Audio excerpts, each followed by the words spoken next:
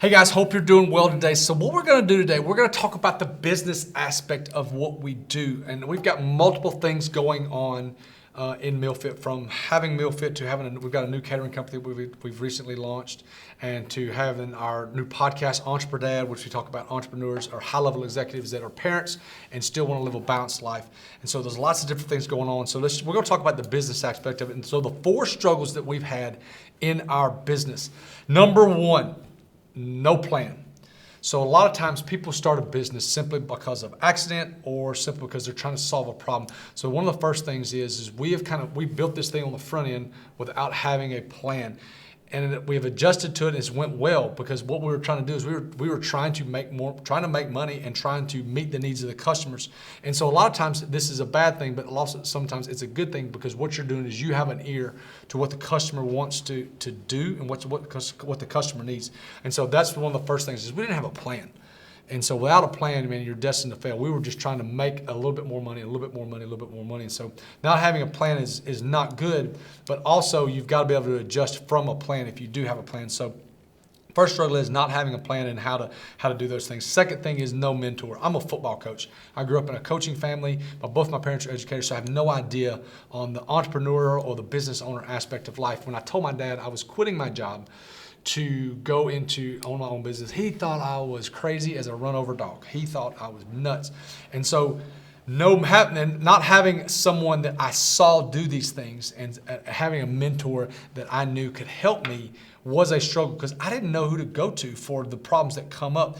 No one to turn to for advice about hiring people, about payroll, about what do I do, and what about taxes, and what about this, and all these different things that I had no clue about. So I didn't have a mentor. So in turn, I read books on how to do things. And then when I had a specific personal problem, I would go to people that I knew had wisdom. And so not having someone to kind of hold my hand and walk me through the process, because I didn't take the process of working in this business and then going out and starting on my own. I kind of jumped into this thing, just kind of free willing this thing. And we grew and grew and grew, and we grew slowly. But not having a mentor, I think, would have helped our process. We wouldn't have made as many mistakes, but not making the mistakes would not have benefited us as well, because I think making mistakes has helped us adjust and say, this is why we don't need to do this anymore. Third struggle is how to scale. So you hear that's a big word these days in the business world. It's how to scale. You got to be able to scale your business. What does that mean? Not sure how to grow. What's the next step? When do I hire? Do I hire before I need the person? Do I hire right when I need the person? Or do I hire 5 people in order to do the job of 8, but you pay them really well? Or do I get the most out?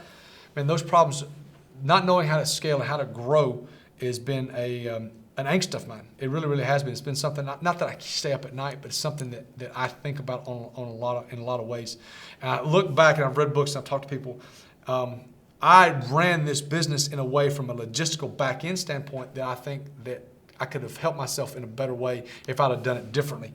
One of the books I read, called The E-Myth Revisited, was a great book to read, and I recommend that anybody that's starting out a business to read that book. But also find someone that you know that knows how to grow a business.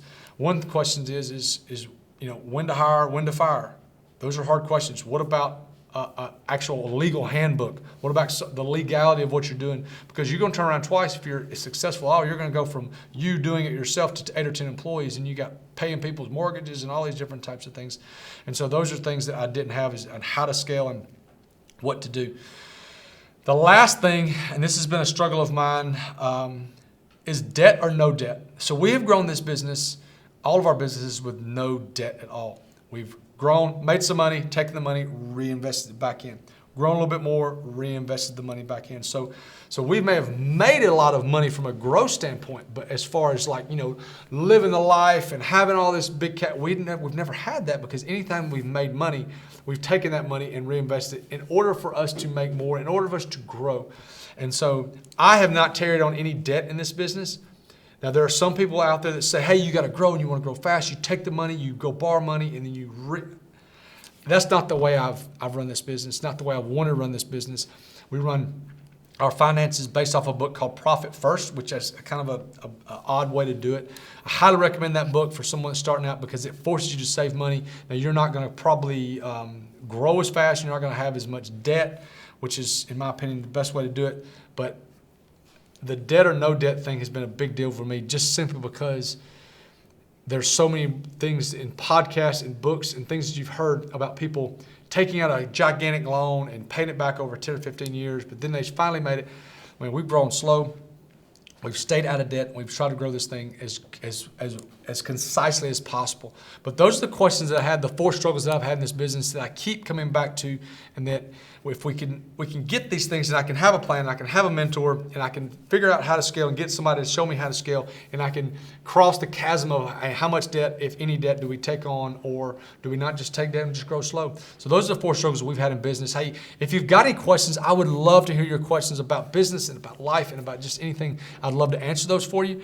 I don't have all the answers, but I will try to do the best I can to find those answers for you. So, hey, thank you so much for watching this. My name is Thomas Cox. I own a company called MealFit. We own another company called Table and Time Catering, where we cater food and do all kinds of things for so many people. We also have a podcast called Entrepreneur Dad that talks about the business owner or the high-level executive that still has a family and wants to have that balance in their life. Hey, so go to the link below and sign up for any of our podcasts or any of our social media. We'd love to hear from you. Our email, the best email to get to us is info@mealfit.co. That's info@mealfit.co. Thank you so much, guys. I look forward to serving you.